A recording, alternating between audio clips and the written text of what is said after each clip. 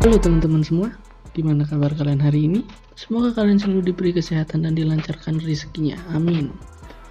Kali ini saya akan membahas kelanjutan dari film Doggo Rewind episode 3 dan 4, yang pada video sebelumnya saya sudah membahas episode 1 dan 2, dimana pada episode kali ini terjadi pertempuran puncak antara Kang Hyuk dan teman-temannya melawan dari SMA Gi Jeon dan SMA Dang Yong yang sebelumnya membuli kakak dari Hyun Sun hingga meninggal.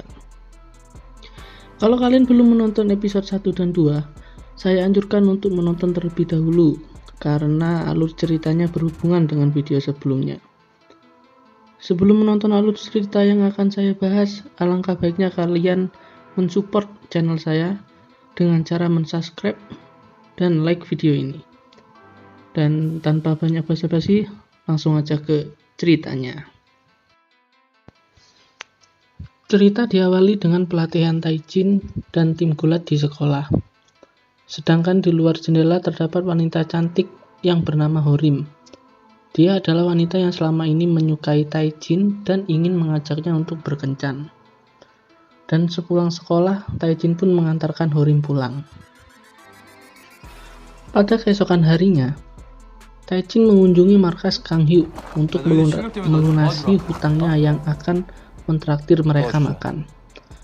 Yang sebelumnya mereka telah membantunya untuk mengajar siswa nakal yang mengganggunya. Karena di tim gulat tidak ada yang boleh bertarung di luar arena gulat. Namun di markas Kang Hyuk hanya ada Jong Il yang juga menunggu mereka.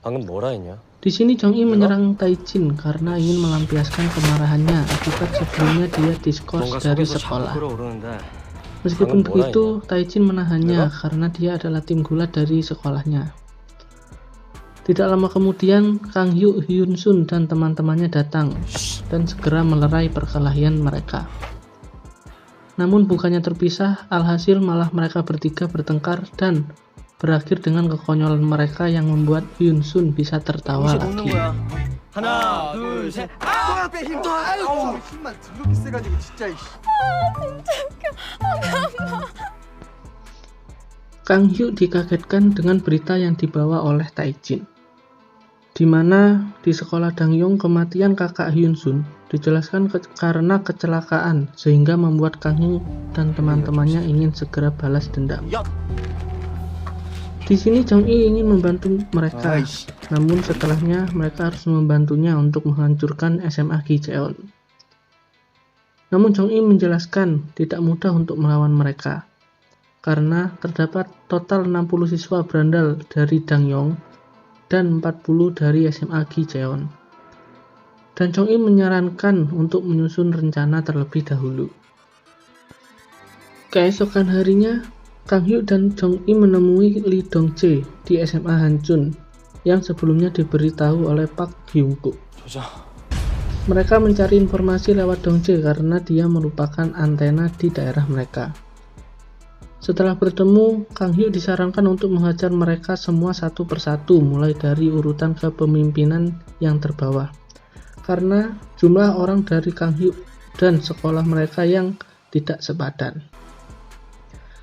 Pada malam hari, Kang Hyuk dan Jong Il mulai menjalankan rencananya untuk menghabisi orang-orang tersebut.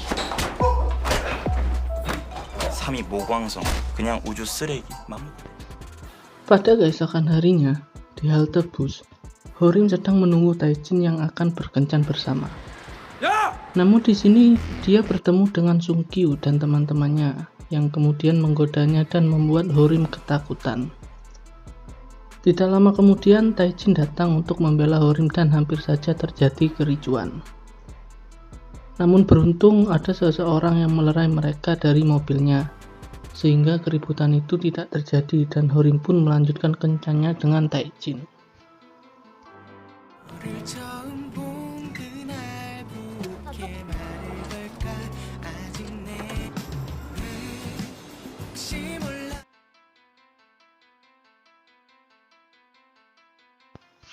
Keesokan harinya di sekolah Dang Yong, Sung Kyu memancing emosi dari ketua tim gulat yang bernama Sang Hun karena kejadian dengan taijin kemarin.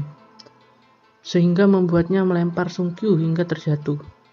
Dan tanpa disadari, perbuatan itu sudah direkam oleh anak buah Sung Kyu dan mempostingnya ke sosial media. Dan kepala sekolah melihat video tersebut sehingga mereka terancam tidak dapat mengikuti turnamen. Dan kepala sekolah memberhentikan kegiatan tim gulat sampai penyelidikan selesai terkait video tersebut. Namun Sang Hun meminta maaf kepada kepala sekolah karena hanya dia yang di video tersebut dan meminta agar yang lain tidak diperlibatkan. Keesokan harinya diperlihatkan Taijin mengikuti turnamen Piala Presiden, dan di situ terdapat para anak nakal dari sekolah dan juga terdapat Horim yang mendukung Taijin. Setelah pertandingan selesai, para anak nakal tersebut memancing Horim dan mengajaknya ke suatu tempat untuk memancing Taijin datang agar mereka bisa menghajarnya. Namun setelah Taijin datang di sana, Horim pun menjadi korban dari mereka. Dia dihajar sampai tidak sadarkan diri dan membuat Taijin menghajar habis semua anak-anak nakal tersebut dan memukuli Sung Kyu hingga babak belur. Tidak lama Kang Hyuk, Hyun Sun dan teman-temannya datang untuk melerainya dan menyuruhnya untuk mengurus Horim. Di sini Sung Kyu diminta oleh Hyun Sun agar meminta maaf atas perbuatannya yang sebelumnya membunuh kakaknya. Namun dia malah mengejek Hyun Sun karena berbicara dengan ketakutan sehingga membuat Kang Hyuk memukulnya sampai tidak sadarkan diri. Sedangkan di tempat lain, Jong Il bertarung melawan Myung Hin Hwan. Namun Jong Il masih bisa dikalahkan olehnya, bahkan hingga babak belur. Di sekolah Gicheon, Kang Hun mendapat berita dari anak buahnya akan kekalahan Sung Kyu dan dikeluarkannya Taijin dari sekolah. Di sini diceritakan Taijin sekarang menjadi seorang berandalan dan berkeliling untuk berkelahi dan mengaku sebagai pemimpin di daerahnya, di mana hal itu membuat Kang Hun ingin menghajarnya. Scene berpindah di lampu merah sebuah jalan, di mana Taijin mengalami kecelakaan menabrak tiang akibat menghindari sebuah mobil karena tidak fokus menyetir. Dan di situ sudah ada Kang Hun yang mengajaknya ke suatu tempat untuk bertarung, di mana Taijin dibuat babak belur dan mengalami kekalahan. Di markas, Kang Hyun dan Jong Il masih berlatih hingga malam hari, karena sebelumnya Jong Il dikalahkan oleh Myung Hin Hwan dan ingin meningkatkan skill bertarungnya. Tidak lama kemudian Taijin datang dengan wajah babak belur dan menceritakan semua kejadian yang terjadi pada siang tadi. Kemudian Kang Hyuk menelpon Dong Jae dan mengatakan akan menyerang SMA Gicheon. Namun pada saat itu Dong Jae sedang berada bersama Kang Hun dan dia pun mengetahui rencana mereka yang akan melakukan penyerangan SMA Gicheon. Di sini Dong Jae diminta untuk berbohong terhadap Kang Hyuk dan akan menjebaknya. Namun di saat Kang Hun sudah pergi, Dong Jae menelpon lagi dan menceritakan kalau semua yang dibicarakannya adalah bohong, karena Kang Hun berada di sampingnya dan mendengarkan saat itu. Kang Hyuk pun meminta Dong Jae untuk mengatur semua pertempurannya dan memberinya petunjuk bagaimana cara mengalahkan Kang Hun. Pada keesokan sore yang menjelang malam, Jong Il dan dua teman Kang Hyuk menuju gedung kosong di mana sudah terdapat para murid nakal dari SMA Dangyong dan SMA Gicheon untuk melakukan pertempuran. Sedangkan Kang Hyuk berada di sisi jalan gedung tempat rongsokan barang sesuai info dari Dong Jae kalau Kang Hun akan melewati jalan lain dan akan datang 20 menit lebih lambat. Tidak lama kemudian terlihat Kang Hun datang dan Kang Hyuk pun menantang untuk bertarung. Sedangkan di gedung, Jong Il dan yang lain memulai pertempuran melawan para murid nakal tersebut, di mana satu teman Jong Il dari para murid di situ ikut membantunya.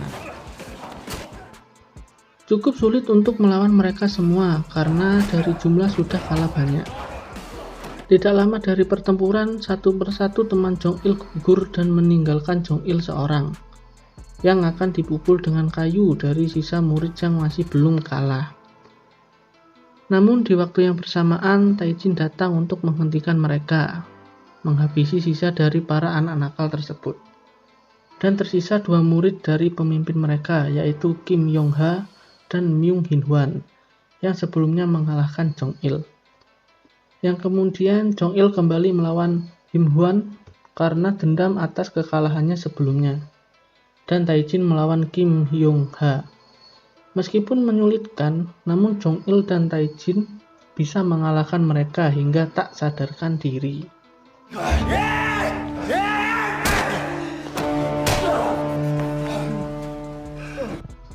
Di tempat lain, pertarungan antara Kang Hyuk dan Kang Hun masih berlangsung sangat sengit, di mana pada saat tenaga mereka mulai habis, Kang Hyuk melompat dan menendang Kang Hun dengan keras, hingga akhirnya dia terjatuh dan tidak bisa bangkit kembali.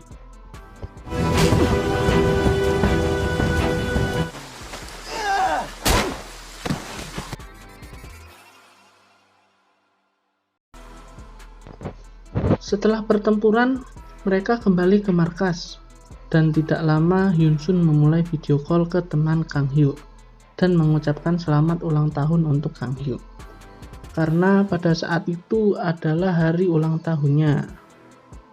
Tidak lama kemudian terdapat telepon untuk Kang Hyuk dan mengabari kalau adik atau saudara kembarnya menjadi korban pemukulan saat menggunakan seragam sekolah, hingga dia masuk rumah sakit. Dan sesampainya Kang Hyuk di rumah sakit, nyawa adiknya pun sudah tidak bisa terselamatkan lagi. Di akhir video diperlihatkan 7 bulan setelah kejadian itu, di mana Kang Hyuk menggunakan seragam adiknya untuk menyamar dan akan mencari siapa pembunuh dari adiknya. Oke teman-teman, itu dia pembahasan akhir dari serial Dogo Rewind episode 3 dan 4. Jika ada kesalahan dalam penyebutan nama atau kalimat dalam review, saya meminta maaf. Dan semoga untuk kedepannya bisa diperbaiki kembali.